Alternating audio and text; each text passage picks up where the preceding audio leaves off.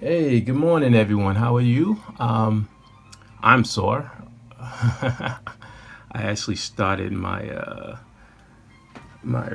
regimen, what I call my spring into fall regimen of getting back out and running. And man, whew, before by last year I was doing like 5 miles, but then I switch over into the winter and it shifts into indoor workouts and stuff, calisthenics and ab work, and then we have a recumbent bike. So you start just working different kind of muscle. Because I'm not a huge fan of running out in the cold. It just doesn't work for me. I mean, you give me some heat and some steamy weather, and I'm good to go. Muscles all nice and warmed up. But anyway, the other day, it started yesterday actually. I ran my first mile, did the mile, and oh, my legs were hurting. So then this morning, as you can imagine, I went out and did the same thing, and yeah, and my legs are in pain. So tonight may be an a leave night where I may actually have to take some leave, and I'll be right back at it again tomorrow. But anyway, it's funny because I have such a tight regimen. I mean, I tell some of my other peers and stuff that I literally I go to bed close to like 7 o'clock, and then I wake up around sometimes 2:30 in the a.m. or 3 a.m. and I'll come in my studio and start working, working on stuff for clients, and then by like 4:30 I'll begin my stretches, which last for like around 30 minutes, and then after that will be workout time, which can be 50 to 60 minutes.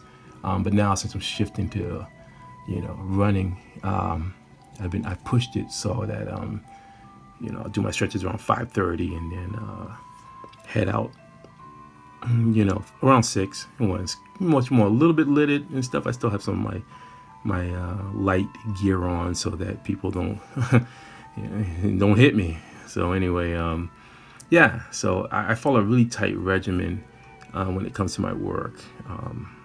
So it just helps keep balance for me. Because back in the day, I mean, when I was young, man, God, I had crazy hours. I mean, when you're young, man, you don't think about sleep, you don't think about your health and stuff like that. It's just, you just go with the flow of it. And boy, man, when I look back at my life and the crazy hours I used to work, and it's amazing. I don't even know how I'm still sitting here. It's just crazy. But anyway, let me not get too far ahead of myself. I actually did work on some stuff, like I said earlier this morning. Started on Grimlock and stuff. Didn't film it, because it's just one of those things where I want to save all the goodies for now. So yeah, as you can see, it's starting to progress together, and I'm having fun with it. And yeah, it's always nice to be able to do stuff like this. Characters that I grew up with, who I really admired as a kid. It's funny when you think about robot shows. Not too many people remember the Mighty Orbots. Oh, that's a piece that I actually sort of been lingering in my mind that I have to do. I mean, I really love the Mighty Orbots. It just was the most amazing animated show back in the 80s. I mean, just so well done. So I guess I can't even describe it. It just was incredibly done. So, and it's so sad because unfortunately there was never a figure made. They did some prototypes, but there's never an actual figure made, which kind of sucks. But anyway, it's definitely one of those treasures that few people remember. They go, "Oh man, the Mighty Robots." Either they'll be like, "Yeah, dude, God, that show was amazing," or they'll be like, "What?" But yeah, it's one of those fun shows that inspired my childhood. Now, let's get on some Transformers here. One of the things about G1 that I loved was, again, the simplicity of the story and how, like, the characters, you could really see their emotions in their faces. Even like Wheeljack, even though he didn't technically have a face like a mouth or anything like that, he had his eyes, but you could still, like, there was a lot of motion in him. I love those characters, the G1 stuff, especially the Dinobots. I mean, as you can imagine, the Dinobots to me were like, robotic dinosaurs. Come on, man. Who can't not love that? So I was very happy when they were introduced. Of course, Megatron, and Starscream. But the story was just, I'm just one of those people where I always feel that when you just do a basic story, when I say a basic story, it's more of, a story of good versus evil, the bad person or organization or whatever, they have an agenda, and you have the heroes who are fighting against this agenda. And of course, the bad guy, because they break the rules and stuff, they tend to have stuff that's much more better and whatever, so they seem like they're the ones who are going to win this. But the heroes have heart, and and they whatever, there's something that drives them, their passion, and that's how they always tend to win these battles. And those are the kind of stories that I always loved, man. I mean, God, does anyone still remember Galaxy Rangers? Or does anyone remember a Brave Star? And, oh man, the Thundercats, of course. But He-Man would probably go into that line of stuff where, you had, you could see the lines of good and evil, And it was just simplistic, and kids could grasp it. I mean, at that age, I could grasp it. It was like, wow, man, I knew that I didn't, as cool as Skeletor was, I know I didn't want to do bad things like Skeletor. I knew that, I wanted to be like He-Man. You do good things. But anyway, going back to the Transformers, I just loved how, like, you had these robotic beings who kind of, crash land on Earth, and disorder, learning about this new species, these humans and stuff, while also defending them against, Decepticons, which is really cool. I'm just one of those people where, as much as I loved the Transformer animated movie thing, and I do love it, don't get me wrong, there's that part of me where I kind of wish that they had never pushed it so far in the future. I think it did more damage because it was so far in the future. Like, they showcased so many new characters, and you clearly see it was definitely toy driven. And I get that. See, that's the thing. It's like I get the fact of why the companies do what they do. But still, I just wish that they could have put more thought to it, because there was still a lot of stories in between that they could have possibly told, and then they could have just possibly let up. Like, to me, if Transformers the animated movie was put out now, that would have been really cool. So we're introduced to these new ones like RC and Rodimus and stuff like that. But son is done. I just remember I had an amazing time just seeing it in the theaters, and it was really cool. Now, currently, one of the things, currently I'm actually doing some comic book stuff as well, and I'm working on Frank and Gore, which is sort of like how would I say, Frank and Gore is almost like an homage to the Toho Kong, but not Toho Kong. Let me just say that really quick. It's definitely it was created by John Freeman, who's an awesome writer, and he's definitely someone who, like myself, loved a lot of the Showa era characters, and he just wanted to do a sort of fun kind of story of this giant ape-like kaiju who just seems to just wants to get home, but keeps coming across all these different things that come across his path, and stuff. So we're going on that journey. So it's definitely a fun book. I'm really glad that that Alterna Comics put it inside of it came out on a Wednesday, so it gave people a chance to see it. I mean, one of my things is I always talked to Pete, who's the publishing Pete of Alterna Comics. One of the things I tell Pete is that I said, hey man, I don't mind being the ambassador for Kajus, man. You know, I want to, you know, I want the youngsters to be able to see how cool these creatures are, and that it's not just one version, one way of how they are. You know, again, I'm so honored by the fact of what Guillermo did with Pacific Rim, which I love, by the way. I love Pacific Rim. Especially, I love both of them, but I really love the second one a lot too, just because of the fact that it felt like the giant robot anime. You know, it really did. Like I was like, oh man, I was giddy the whole time watching. I was like, no, he didn't. But you know, and there's a couple other people doing that kind of stuff.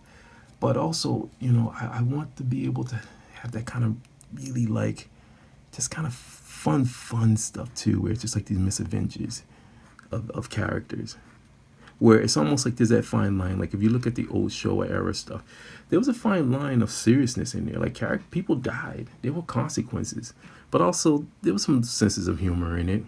I mean, if you really watch like Godzilla versus the Smog Monster, there was some deep stuff in there. You know, there was some serious deep stuff, but then you have these little weird moments and stuff with Godzilla, and I think that was the one where Godzilla is he flying with his tail? No, not his tail, but he blows his fire and he tucks his tail underneath him and he just flies. Is that the one? I can't. Yeah, God, I haven't seen it in so long. I want to say that's the one, but hey, if I'm wrong, please, someone tell me. But I just remember like things like that where you go, oh, okay, all right. Well, you got the Smog Monster and he just killed all these people, but you got Godzilla and he's flying with his tail tucked between his legs. All right, I got you.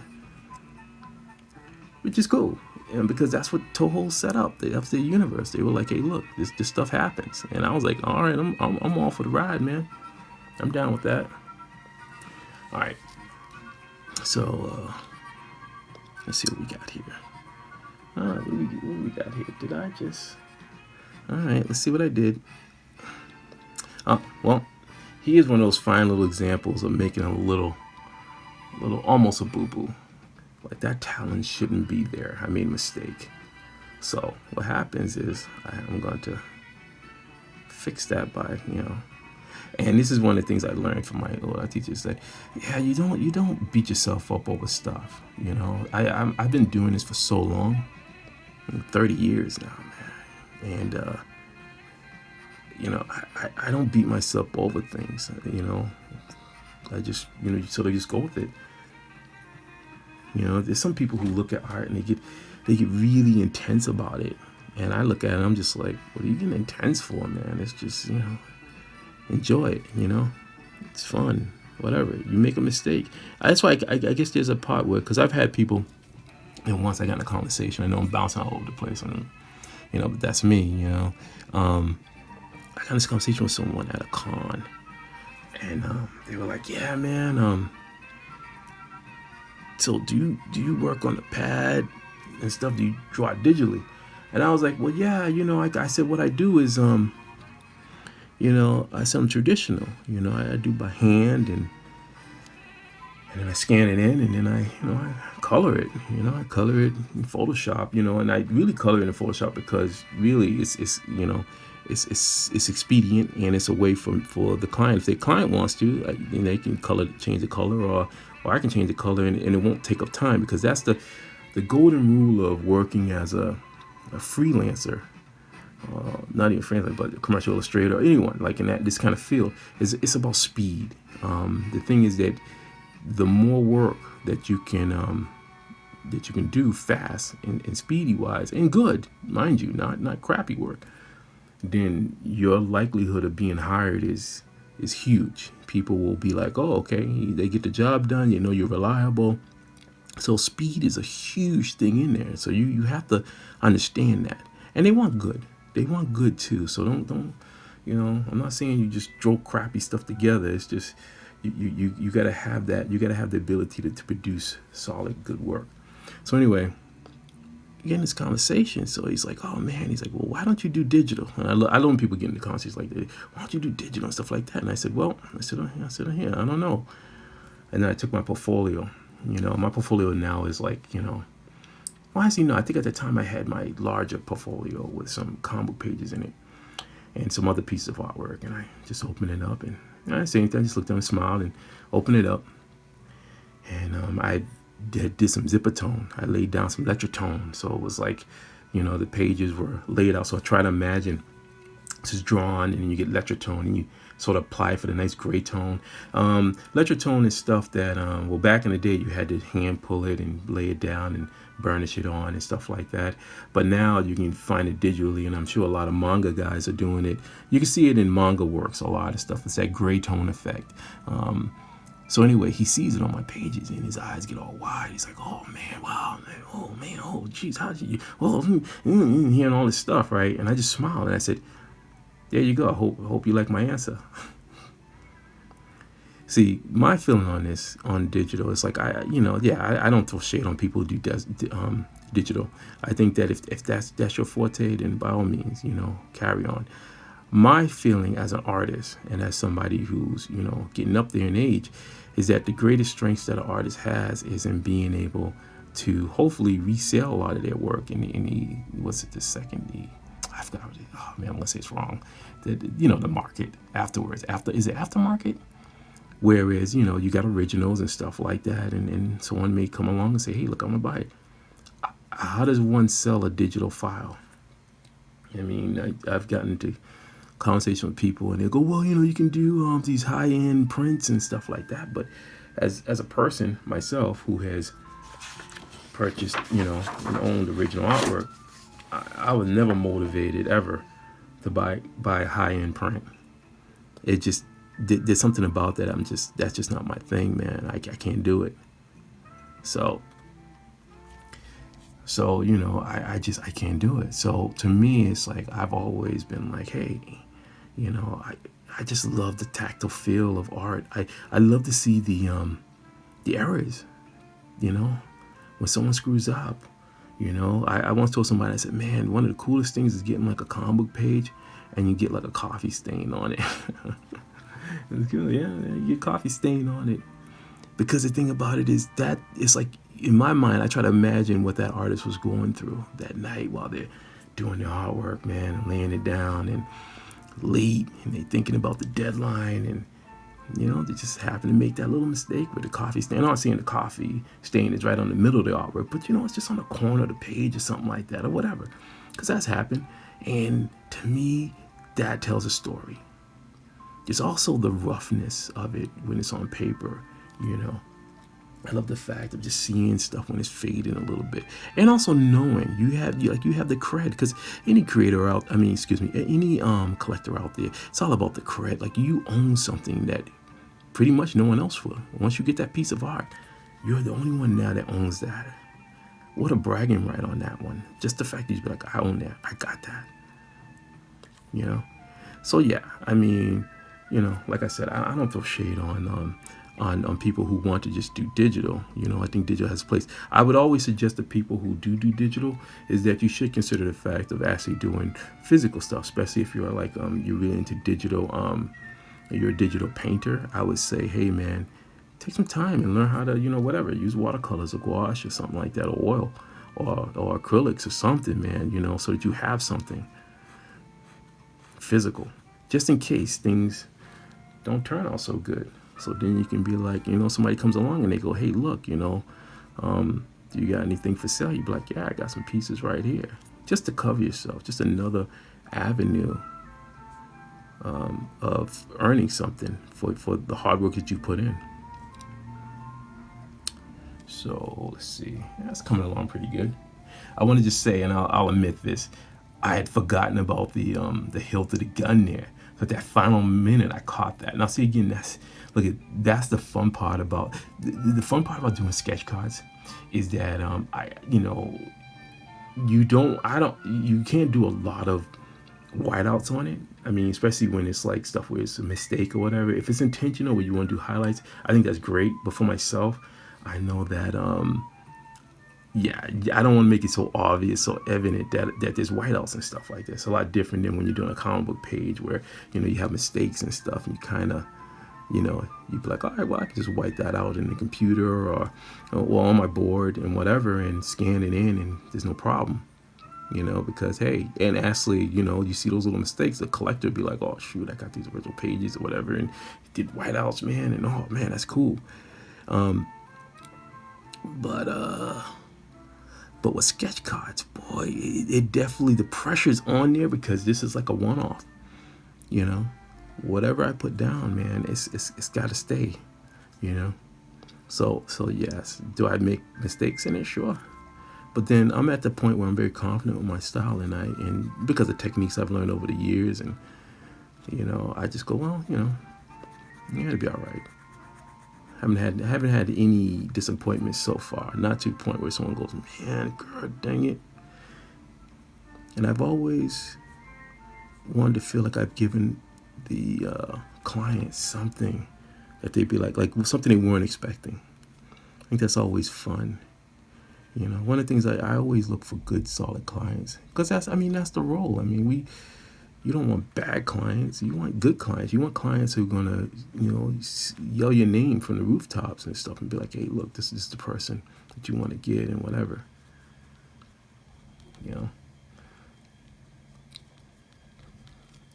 And that's pretty much it, man, you know? Yeah, this is coming along really, really good, huh? Yeah. You know? And one of the things when I worked on sketch cards, especially when I was doing stuff for Fifinity Productions, man, I had some great cards in there. One of the, well, there was two sets that I really enjoyed a lot. Was they had the King Kong. They had a Kong set. I don't know if it was Kong Skull Island. That was a fun one. I had a blast doing that one. But boy, when they got Voltron, oh man, that was so much fun. Also, you know, I got called in. I got to work on the what is it? It was a coffee table book, and oh man, it was amazing. I was so fortunate to have been allowed to work on that. The piece that I did, when I look back at it, and I don't own it anymore, someone actually ended up purchasing the original. When I look at it, I cringe a little bit, you know, and that's just that artist thing where, you know, years later you go, oh man, the things I would have done differently, you know, but you know, it is what it is, and whoever owns it now, you know, it made them happy, so I don't beat myself down on about it. I just go, it's done. And I think that's important too. As an artist, you got to learn how to not get so, you know, down on yourself. You know, it's art, man. You're entitled to make mistakes. That's all part of it. Oh, let's see, Swoop. I have to say, Swoop is one of my favorite characters, man. I like all the Dinobots. I think that I don't know if someone ever saw someone actually did a combiner. Like before the one that came out, there was somebody who did this old school combiner set with the G1 Dinobots, and man, that was sick. Oh man, oh, I wanted that thing. Oh, it kills me. Oh man. Yeah, as you can imagine, I actually do have some robots and stuff, and I actually another big thing too is I actually own some animation steels from various giant robot shows. Yeah, like, you know, don't quote me wrong, I gotta think, but I feel like I have 2 cells from Guy King. I have no grandizers because they are freaking expensive, super expensive, and really tough to get. Yeah, and as much as I love grandizer, and I don't have Great Mazinga either. I don't think I do. Oh, wait a sec. I think I do. I think I have not Great Mazinger. Let me get this right. I think it's a Mazinger, but he's like, what's they call it? Chibi? Yeah. It's a more newer anime, but I was able to score one. But nothing like the classic, the old school cells from that. But I do have think I have Combatra. I think I have a Combattler. I have Rating. I have Vanguard Ace, of course. Oof, man, you don't know. The Vanguard Ace is like, oh, folks. Oh, I love Vanguard Ace. And so yeah, I got a couple of the figures and stuff, some old ones, poppy ones, and then the newer ones that came out. Oh, Vanguard Ace is so incredible. You know what's funny? The irony of it is that as much as I love Vanguard Ace, I don't draw him a lot. Isn't that crazy? I think that's just so wild that for the character that I really love a lot, I don't draw him. I don't know. It's weird. It's weird that way. I'm the kind of artist that I am. I'm always driven by the sense of when I'm not like hired or whatever by someone. And then if I get that free time to work on my own stuff, it's a huge thing for me. Like I really sit down and I in my head I try to think of a story. So I'm not like somebody who can just draw like, just a standing character just standing or whatever. In my head, I'm trying to formulate a story. Like, why am I drawing this? What are these characters going through? And then I try to illustrate that. They're going through something. But I when I think of stuff like that, again, like the Vanguard Ace thing, I go, oh, I got to put that on the mental Rolodex of things to do and get done in the future. Check you out. This is actually coming out pretty good. Yeah, there you go. It's funny too about sketch cards is that for a long time, I got out of the sketch card biz for a little bit. I just went back to doing, my regular, back to doing ad work and whatever, Well, I think the thing about it with sketch cards is that, and again, it's for each their own. I think there are some tremendous sketch card artists out there. I just felt at the time that the themes that were being put out by many companies, it just wasn't stuff that for me, period. I wanted to do stuff that, and again, as you can see, just things like more like this. The best set, another big set for me was again the Transformers set that I worked on for Bregent Marketing, which that would probably be the pinnacle. I forgot how many cards. I mean, I did a bucket load of cards for that. A lot of cards, yeah. And because I was just like, these are robots, these are the Transformers. I really gotta go to the house with. I'm almost like, there's a part of me that, there was a criteria that we had to work with, and during that time we had to draw the movie ones, the Michael Bay stuff. I wish that I had, and I did, because I was like, oh, screw it, because that's how I am. I'm always like, it's a challenge. I haven't drawn them, so let me just try to. So I did it. I just wish that I had drawn more or less of them and stayed more with more G1 stuff. Because I drew a lot of G1 things, but it's one of those things where I was like, ugh. But the thing about the Michael Bay stuff, if you look at them, they just look. Even when I drew them, and I remember I actually was working for an agency, and the campaign was dealing with that first movie, Transformers movie, and I remember they brought me in specifically to work on it. I had some amazing creative directors and stuff, and they just were like, Frank, this is you. We got something for you, and it was gonna be web stuff. But they brought a book and big book and stuff that I got to look at the agency, and it had all the designs and stuff of those characters, and I was like, ooh. But I mean, drawing them, oh man, it's so tough. I think that's a part of me where the thing about it is when things are so simplistic, I think you can really get the essence of the characters out much more better. Like Starscream and those characters, when you start putting so many pieces on them and things like that, then it's like, man, something, I don't know, for me, something gets lost. It just goes, whoa, man, it's just too much stuff. In a certain part, yeah, I guess it can look cool, and I don't want to take away from the cool factor, but still, when you have simple stuff, then I think you can really get a lot of what the character's about, and not get bogged down with all the extra, the extra icing. So yeah, that was pretty cool. But yeah, I worked on a lot of, and I tried in each one of them. I tried to make like a scene, like crazy. It was a lot of cards, man. And people, oh man, people were just contacting me and bought up a ton of my cards that I had, my artist proofs. So they're out there. They're out there in the world, which is good, For me, I just wish that the fan base could have been expanded with the sketch card community.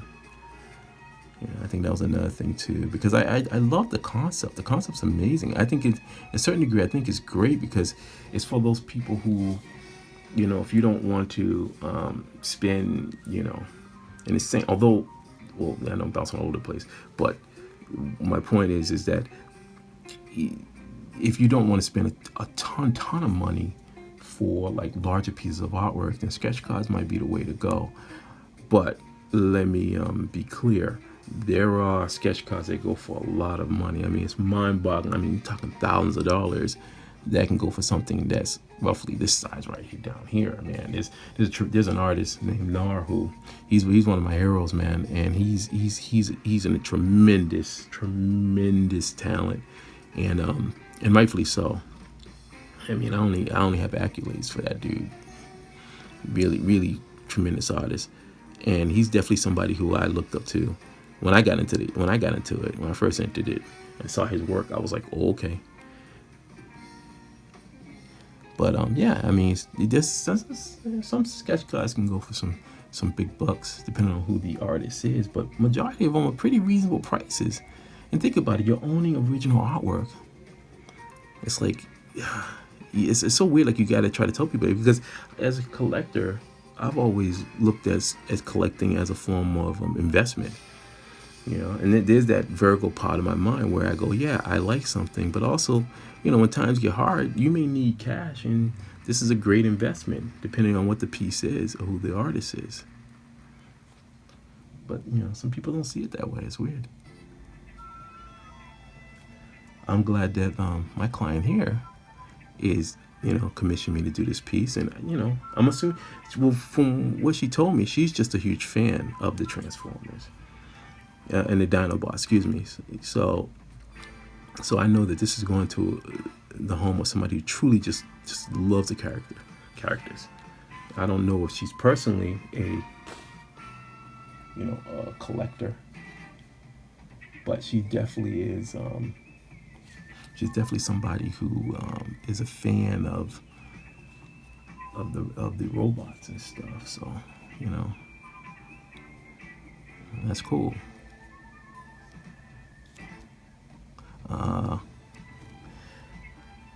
After I get this all done, I'll be probably working on some more comic book stuff as well. And also, I've been working on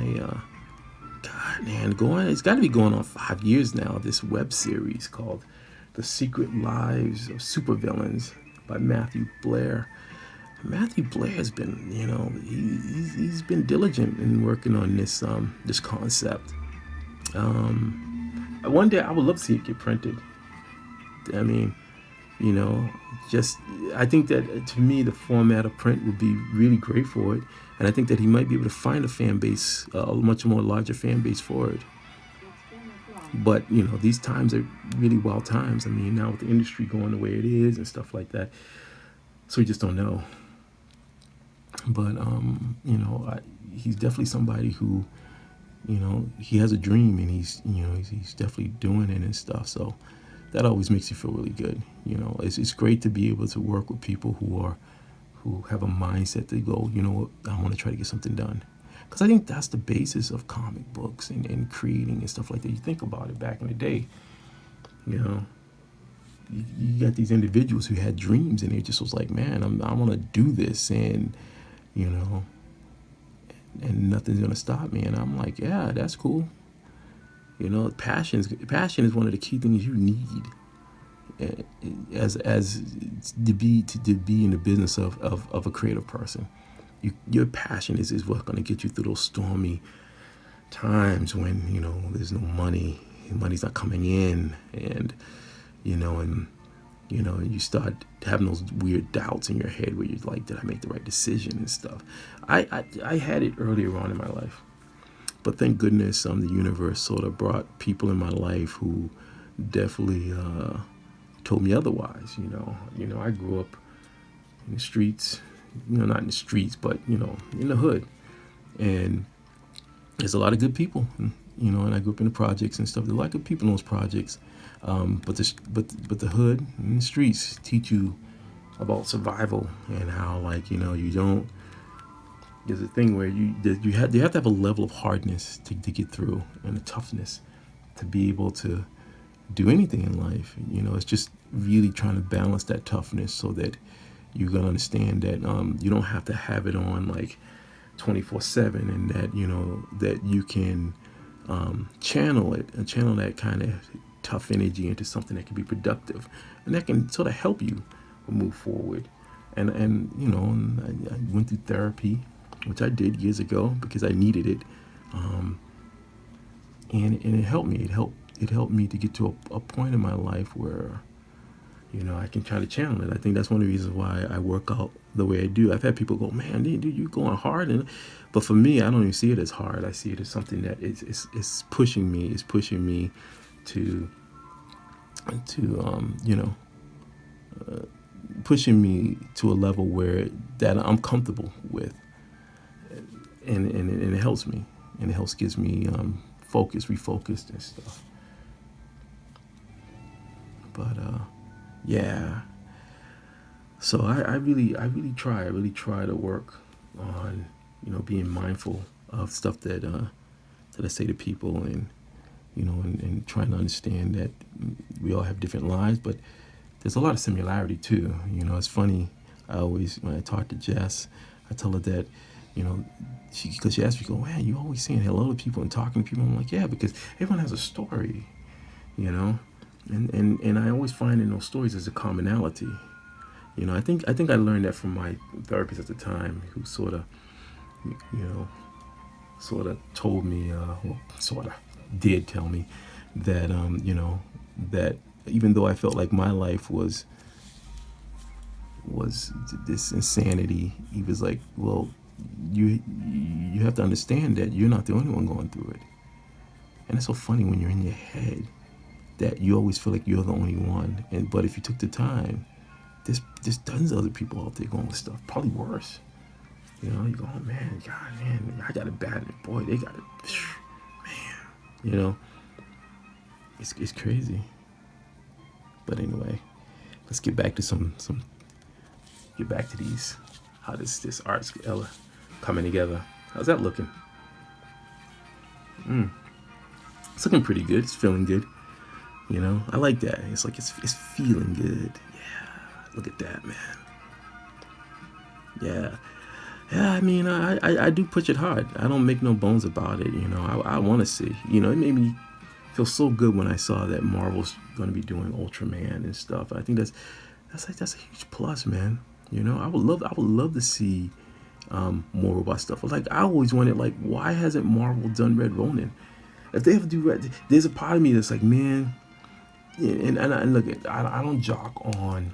I'm not jocking on Marvel or anything like that. You know, but if someone said, well, Frank, if you had the chance to work on a Marvel property,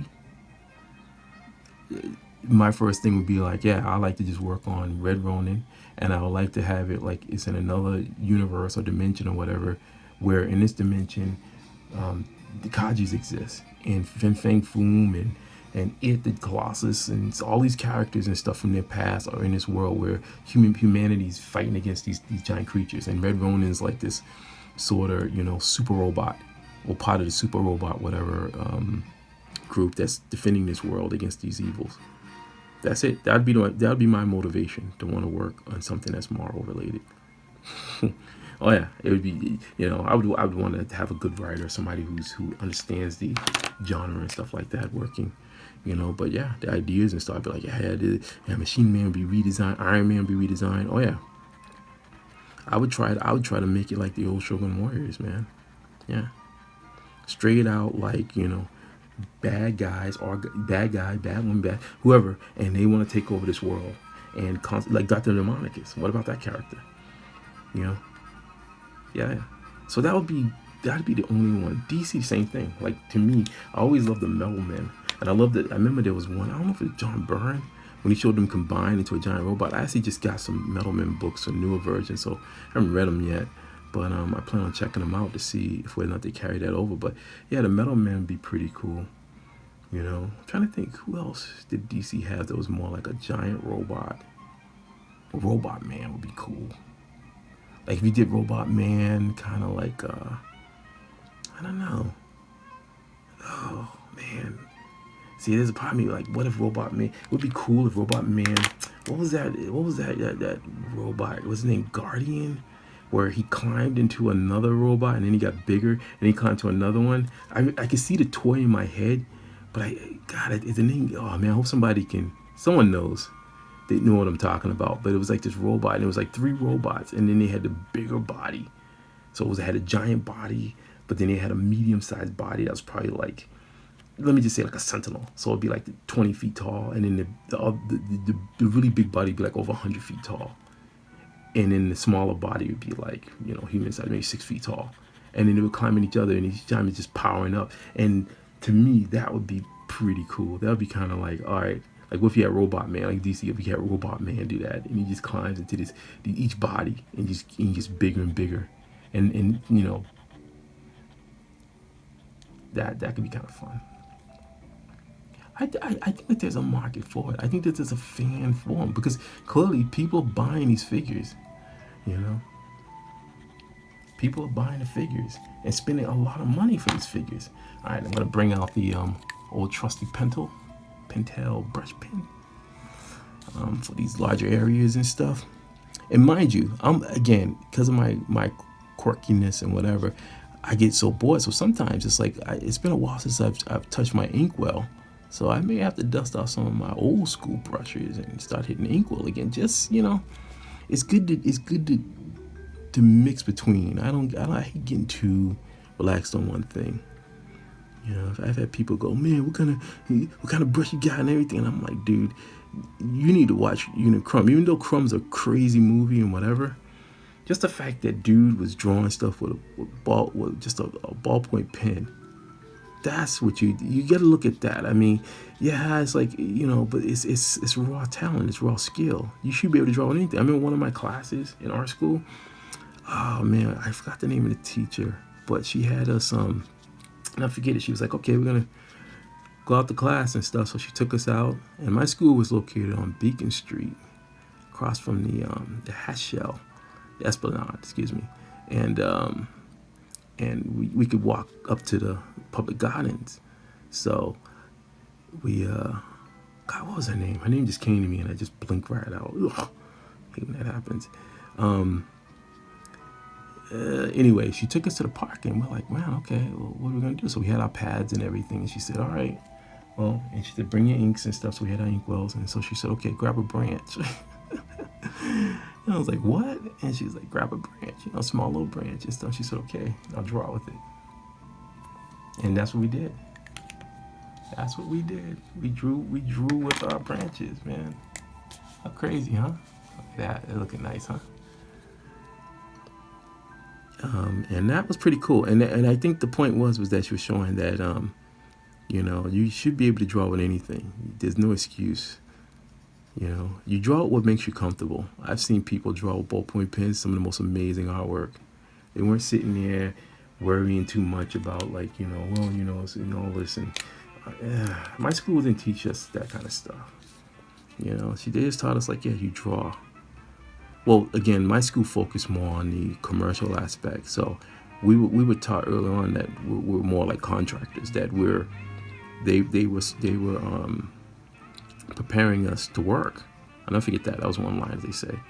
Like, we're gonna work. We're not artists that are gonna be starving artists. We're gonna go out there and, you know, do services and stuff like that. And I remember my school also did like sign painting at the time. It's one of the few schools, I think, down the East Coast that did sign painting. So you see all these amazing, man, like I'm saying signs, man, and stuff on decals on vans and stuff like that. You see artists doing stuff like, you go to my school, it was like, whoa, man. I mean, it was amazing, you know. And then, you know, and stuff like in the commercial program, it was mostly like advertising. You know, you do storyboards, you know, packaging, was it packaging art stuff, you know, things like, which I never thought of, like, you know, the stuff that people do, like, say at the time we go to Filene's basement and you see displays and stuff. Yeah, I never thought of it like that. It's so funny. Like, you think of art, man, it's like, you know, we artists, we contribute a lot to this world. And actually, that's one thing I tend to tell a lot of people about the story of one of my teachers when my first year in school, and it was rough, man. I'll admit, you know, it was just having a hard time. I was, you know, put myself through school by myself, and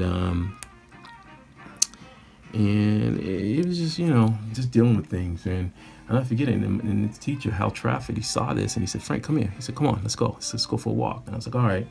So we went for a walk, and as we're walking up Beacon Street toward downtown Boston, he's like, "Frank," he said, "I want you to look around." He said, "What do you see?" And I was like, "Oh, you know, you're 20 years old." And I just was feeling that thing like maybe I just made the biggest mistake of my life going to art school.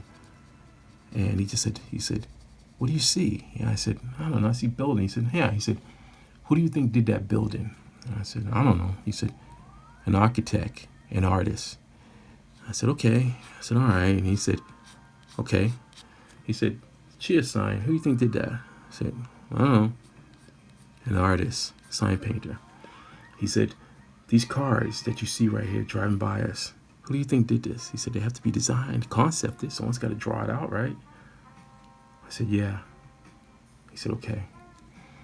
He said, "The clothes on your back, who do you think did that? These buildings right here of downtown Boston, who do you think did this work?"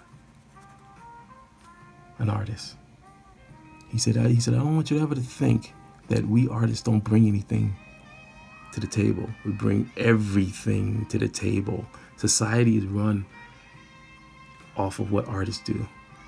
Artists have concepted how cities look." You know, isn't that crazy? We entertainment that you see. Artists, you must never ever let somebody come along and tell you otherwise, that you are lesser than, you know. And from that point, I think it changed something. It was like a light went off, and it was just like, man, okay, never again, you know. And I've always held to that, not in a snobby kind of way, you know, but just in a way where I know my worth, you know. Trust me, there's times when I've had people where, you know, commission me or try to commission me, and boy, and you know, and I've always been very kind. I've turned down a lot of gigs. Oh yeah, just didn't feel right. You know, I'm at that point now in my career and in my life where if something doesn't feel right, I'm not going to take it. I'm just, you know, if it don't feel right, and there's many times I push other gigs on other people. I said, well, I don't feel like I'm right for this right now, but here's another person. I've done that. So I think that if you're an artist and, you know, and you feel like you can't, you know, or somebody you don't have the power to walk away, you do have power. You know, you have to establish that really early on. And I know it's scary because, again, it's tough. It's tough to turn down work. But the thing about it is that you learn a lot about yourself. You know, you got to remember that. It's okay. It's okay to turn down work. You know, when I look back at my life, even at my hardest times got hard, work always got popped up. You know, it's funny. I like I said, I still pinch myself. 30 years in this business, and I've never been out on the street or anything like that. Something has come up. I have an optimistic view on things, and you know, and I'm a straight out hustler too. I ain't gonna lie, you know, my hustle is very strong. So, you know, but that's been years. That's been years of just, you know, sitting back and listening to people and being very honored to have individuals in my life who came along and they schooled me on things and stuff, and I listened. And wow, I think look at this. This is looking pretty good, huh? Man, I'm feeling good about this. You know? Yeah.